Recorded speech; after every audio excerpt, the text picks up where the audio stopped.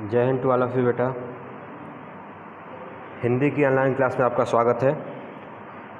आज हम पढ़ेंगे कक्षा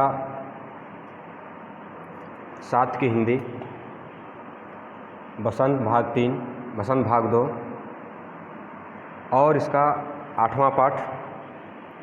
पाठ का नाम है श्याम एक किसान। इसमें उपमा अलंकार और रूपक अलंकार और मानवीकरण अलंकार, इन 3 अलंकारों का प्रयोग किया गया है। अधिकांशतः इसमें यही 3 अलंकार हैं। उपमा मतलब कि किन्हीं 2 वस्तुओं की तुलना जब आपस में की जाए तो उसको कहते हैं उपमा।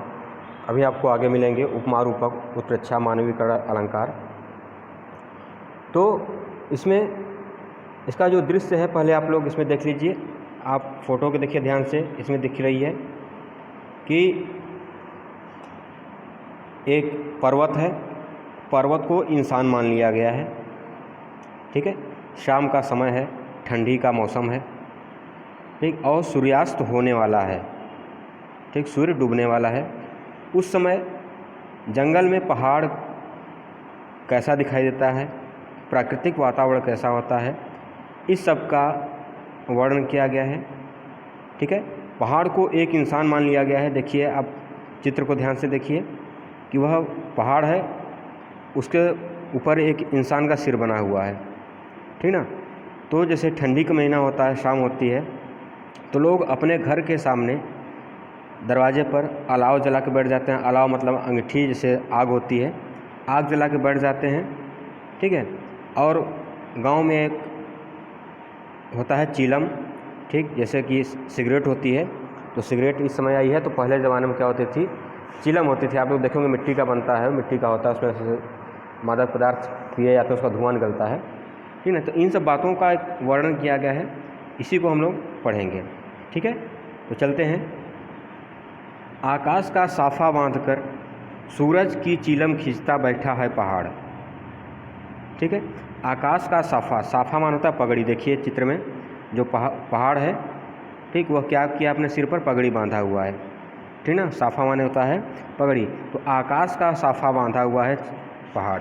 पहाड़ है, पर्वत के सिर के ऊपर जो आकाश है वो कैसा लग रहा है कि जैसे वह पर्वत की पगड़ी है। पर्वत क्या है, इंसान है, और पर्वत की पगड़ी कौन है, आकाश है। और वह आकाश कर क्या रहा है, सूरज की चीलम खींचता बैठा है पहाड़। सूरज का रंग क्या है, सूर्यास्त के समय लाल होता है। और अगर आप देखे होंगे, भाई चीलम नहीं देखे होंगे आप लोग, सिगरेट देखे होंगे, जब कोई सिगरेट पीता है तो उसमें क्या होती है, लाल, आगे सिगरेट के आगे क्या हो जाता है, लाल होता है। ठीक, आग जो जलती है उसका रंग क्या होता है, लाल हो जाता है। तो चीलम में भी उसी प्रकार होता है कि जो लोग उसको पीते हैं तो उसके ऊपर लाल हो जाता है।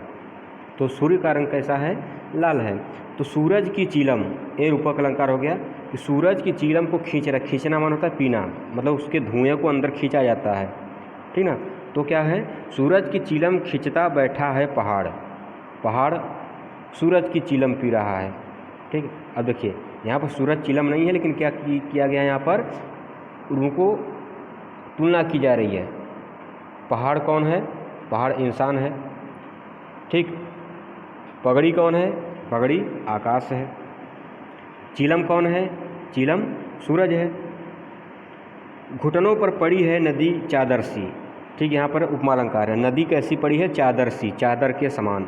उसको देखिए, वह इंसान है, उसको ठंडी लग रही है। ठीक, तो वह ठंडी को अपने किससे ढका हुआ, चादर से अपने घुटनों को ढका हुआ। घुटनों पर पड़ी है नदी चादर से। वह बूढ़ा व्यक्ति है जो पर्वत, वह पगड़ी बांध करके अपने घुटने पर, घुटना यानी पैर, जहाँ से पैर आपका मुड़ता है, ठीक, वो क्या है, घुटना, वो घुटने पर चादर ओढ़ करके, चादर ढक करके वो बैठा हुआ। देखिए चित्र में देखिए, एक आपको लग रहा है कोई इंसान है, ठीक, वह पगड़ी बांध के बैठा हुआ है और उसके घुटने के ऊपर चादर रखी हुई है। ठीक है, आगे चलते हैं। पास ही दहक रही है पलाश के जंगल की अंगठी। पास में दहक रही है, दहक रही है माने जैसे आग जब गर्म होती है, जल लाल हो जाती है, जो उसमें धुआं निकलना बंद हो जाता है, आग जैसे लकड़ी की आग होती है। ठीक, जब वो आग खूब जल जाती है, जब उसका रंग लाल हो जाता है, उसको क्या बोलते हैं, आग का दहकना। तो पास ही दहक रही है पलाश के जंगल की अंगीठी। अंगीठी माने होता है जिसमें आग जलाते हैं, ठीक है, उसको क्या कहते हैं, अंगीठी। तो देखिए फ़ोटो में देखिए आप कि यहाँ पे सूर्य है, उसके नीचे कुछ आपको वृक्ष दिखाई दे रहे हैं, उनके ऊपर लाल कलर है, लाल रंग है, ठीक है। तो पलाश एक वृक्ष है जिसके फूलों का रंग लाल होता है। तो जो जंगल में फैले हुए पलाश के वृक्ष हैं उसके ऊपर जो लाल फूल हैं, उन फूलों को देख करके ऐसा लगता है कि वह पर्वत के पास आग जल रही है, ठीक है, और वह जो पर्वत है उस आग से अपनी ठंडी को दूर कर रहा है, ठीक ना। अब आप इसको जो दृश्य है इसको आप अपने उस सामने देखिए, जैसे आपको ठंडी लगती है, आप कल्पना करिए कि ठंडी लग रही है, ठीक है, और कोई इंसान है वह अपने सिर पर पगड़ी बांधा हुआ है, ठीक, और आग के सामने बैठा हुआ है। आग के सामने बैठ कर के वह अपने घुटने के ऊपर चादर रखा हुआ है और उसके सामने आग जल रही है और आग क्या है, दहक रही है, लाल है, ठीक है। वो ये दृश्य क्या है, पर्वत का है। आगे चलते हैं। अंधकार दूर पूर्व में, एक ये सब कहाँ हो रहा है, अंधकार दूर पूर्व में सिमटा बैठा है भेड़ों के गले सा। और जो अंधकार है वो पूर्व में, बहुत दूर पूर्व में सिमटा बैठा है भेड़ों के गले सा। भेड़ों का गला, गला मानता है समूह, ठीक, जैसे वह भेड़ चराने वाला कोई व्यक्ति है, ठीक, वह चादर ओढ़ करके बैठा हुआ है, आग जला करके बैठा है, आग ताप रहा है, और उससे कुछ दूरी पर भेड़ उसकी है, भेड़ समूह बना करके बैठी हुई है, ठीक है। तो जो पर्वत के कुछ दूरी पर अंधकार फैल, भाई अब सूर्यास्त होने वाला है, जब सूर्यास्त होने वाला है तो धीरे धीरे अंधकार फैल रहा है। तो पर्वत की तलहटी में, पर्वत के नीचे भाई जब सूर्यास्त होगा तो पहले नीचे अंधेरा आता है। जैसे आप देखिए अपने घर के अगल बगल जब सूर्यास्त होता है तो पहले छत पर अंधेरा नहीं होता, पहले आपके नीचे अंधेरा होता है, देख, फिर धीरे धीरे छत पे भी अंधेरा हो जाता है। तो पर्वत के कुछ ही दूरी पर भेड़ है, ठीक है, अरे अंधेरा है, वो अंधेरे किसके समान है, जैसे बहुत सी भेड़ है और वह समूह बना करके, झुंड बना करके बैठी हुई हैं, ठीक है, भेड़ों के गले सा। भेड़ों के गला, गला माने होता है समूह, ठीक है। इतना समझ में आ गया आपको। फिर से देख लेते हैं एक बार। आकाश का साफा बांधकर सूरज की चिलम खींचता बैठा है पहाड़, ठीक है, पहाड़ अपने सिर के ऊपर आकाश की पगड़ी बांध करके सूर्य की चिलम खींचता हुआ बैठा हुआ है। उस पहाड़ के घुटने पर पड़ी हुई है नदी की चादर, और उसी के पास में पलाश के जंगल की अंगीठी दहक रही है। जंगल में जो पलाश के फूल हैं वो अंगीठी की तरह, आग की तरह दहक रहे हैं, जल रहे हैं। और उससे कुछ दूर, अंधकार दूर पूर्व में सिमटा बैठा है भेड़ों के गले सा। और जो अंधकार है उस आग से दूर, कुछ दूर पर बैठा हुआ है। इस तरह से बैठा हुआ है जैसे किसान की भेड़ होती है, ठीक, वह उससे दूर बैठी होती है समूह बना करके, उसी तरह से अंधकार उस पर्वत से अभी कुछ दूरी पर है, ठीक है। आगे चलते हैं। अचानक बोला मोर, यह सूर्यास्त होने वाला है, ठीक है, सूर्य अभी कुछ डूबा हुआ नहीं है लेकिन डूबने वाला है। अचानक बोला मोर, एकाएक मोर बोला, कैसे जैसे किसी ने आवाज़ दी, सुनते हो। जैसे आप बैठे हुए हैं, ठीक, एकाएक कोई आपसे बोले, अरे क्या कर रहे हो, सुन रहे हो। उसी तरह से वह जो पर्वत है वो बैठा हुआ है और एकाएक मोर बोलता है, ठीक, मोर की आवाज़ को सुन करके ऐसा लगता है कि जैसे किसी ने आवाज़ दी, सुनते हो। और जब मोर की आवाज़ को सुना उस पहाड़ ने, ठीक, तो जैसे आप कोई काम कर रहे हो, कोई आपको बुलाया तो आप अपने काम को बंद करके तुरंत उसके पास चल देते हैं।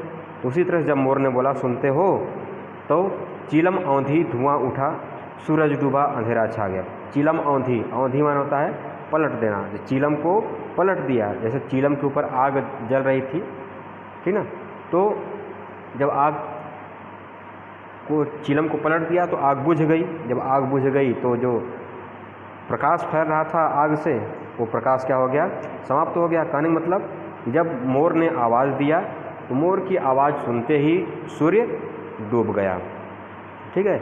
जब सूर्य डूब गया तो चारों तरफ क्या हो गया, अंधेरा छा गया। ठीक है। अब इसका उदाहरण कैसे दिए हैं कि चीलम औंधी, ऐसा लगा कि जैसे चीलम पलट दी गई हो, चीलम को बुझा दिया गया भाई, क्योंकि वह बैठ करके सूर्य का चीलम पी रहा था। सूर्य क्या है यहाँ पर? चीलम है। तो सूर्य का चीलम पी रहा था, तो जब किसी ने उसको बुलाया तो उसने चीलम को बुझा दिया। चीलम को औंधी मैंने पलटना, चीलम को पलट दिया। जब पलट दिया तो आग बुझ गई। जब आग बुझ गई तो धुआं उठा, और धुआं उठता तो क्या होता है? अंधकार छा जाता। आप लोग भी देखेंगे धुआं का रंग काला होता है। तो जब चीलम बुझ गई तो चीलम में से धुआं उठने लगा। जब धुआं उठा तो क्या हो गया? चारों तरफ अंधकार हो गया। सूरज डूबा, अंधेरा छा गया। सूरज डूबा और अंधेरा छा गया। ठीक है। इस तरह से इस कविता में यह जो प्रकृति का दृश्य है, इस प्रकृति को एक मनुष्य बना करके इसका वर्णन किया गया है। ठीक है। आप सामान्य रूप से एक कहानी के रूप में इसका ले लीजिए कि कोई इंसान है। ठीक है। पहले नॉर्मल दृश्य को लेंगे। कल्पना करिए कि कोई इंसान है, ठंडी का महीना है, शाम का समय है, वह बैठा हुआ है, सिर पर पगड़ी बांधा हुआ है, पैर पर चादर ओढ़े हुए है और बैठ करके वह चीलम पी रहा है। उसके चीलम के ऊपर जब वह चीलम खींच रहा है तो चीलम पर आग उसकी जल रही है, लाल है। ठीक है। एकाएक कोई उसको बुलाता है तो वह चीलम बुझा करके चल देता है और चीलम में से धुआं उठने लगता है। ठीक है। अब इसी को यहाँ पर सरस्वती दयाल सक्सेना जी ने इसका रूप बदल दिया। पहाड़ को यहाँ पर उन्होंने इंसान बता दिया। ठीक है। आकाश को पगड़ी बना दिया, सूर्य को चीलम बना दिया। ठीक, इस तरह से इसका वर्णन किया गया। ठीक है।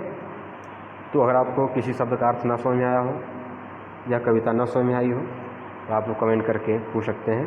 ठीक है। जय हिंद, जय भारत। फिर से आप लोग ध्यान से पढ़ लीजिए।